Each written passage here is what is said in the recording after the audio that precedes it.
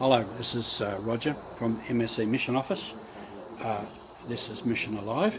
We are coming to you from St Joseph's Pastoral Centre in Lae in Papua New Guinea, where I've been working for a while with the Lae Diocese. I want to bring you this morning one of our local priests, Father John Nake, and he will tell you something of his story. Father John is a diocesan priest for the Diocese of Lae. He began his ministry in the church as a catechist in 1987, and he began training at the Peter Taurot Catechist College, the training centre in Rabaul, and he continues his story.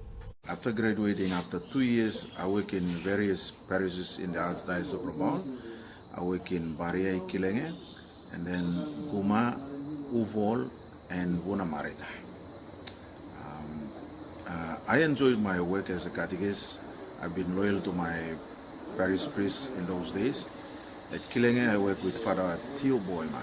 In Guma, I work with Father Lori Christie. In Uvol, I work with Father Klaus Atmans. And in Bunamarita, I work with Father Herbert Muller. These are all MSCs,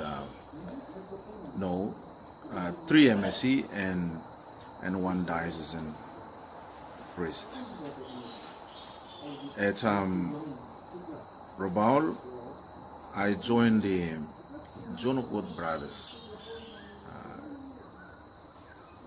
I was already writing to the brothers in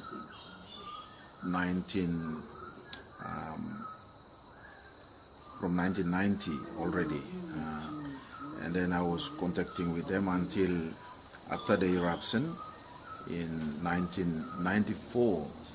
I joined the brothers to their Come and See program in Mosby, and then after that I went back home, and I have to take a short holiday, and that short holiday I went back home. And then it was 1996, I joined the St. John of God Brothers. This time I went to the formation house in Aitape. In Aitape, as a John of God Brother, we have to train to become health workers because our charism is hospitality. So again, I've been with the brothers for another 8 years. And within that 8-year period, I went to Rayu School of Nursing and trained as a CHW. After 3 years of schooling or training, I graduated and I worked with the Aitape Diocese Family Health Services. I worked with them for 4 years there. And then after working for the Aitape Health Services, I decided to do a further study. This time to the university, and so I went to Goroka UOG, and I took up a course there, a diploma course for a year, and I graduated with a diploma of health education. After graduating, I didn't go back to Aitape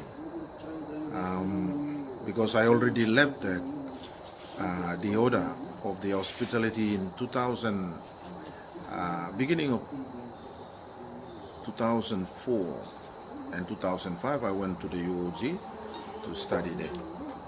So I came back and I joined the Morobe provincial government.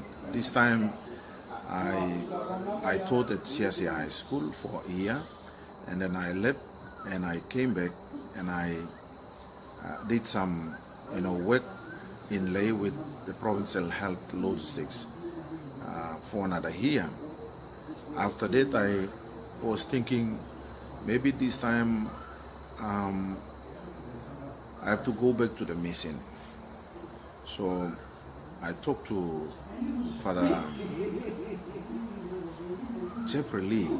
He was at the time the vocation director for the Diocese of Lay. But you know, in those days at the Aitape, I work among the people in the remote areas of Nuku and all those areas. I really enjoyed my work as a brother, working among the people in the remotest of the remote places of the Diocese of Aitape. I still recall those days. I was young at the time, and I really enjoy walking the mountains and crossing the rivers, and those are part of the mission that we do always. So after that, when I went after the UOG, I came down and joined the Morobe. Again, I taught at Siasi High School for a year, and then I decided, well, maybe this is not for me. Teaching is not for me. So I came to Lay and I joined the provincial health, and I work as a provincial logistic officer for another year. While working, I was working with many people, traveling to all the districts in the Morobe, working with locals and experts, those who are involved in the health programs in the province. As a logistic officer, I have a big task in my hand. I always make sure that all drugs in the province are,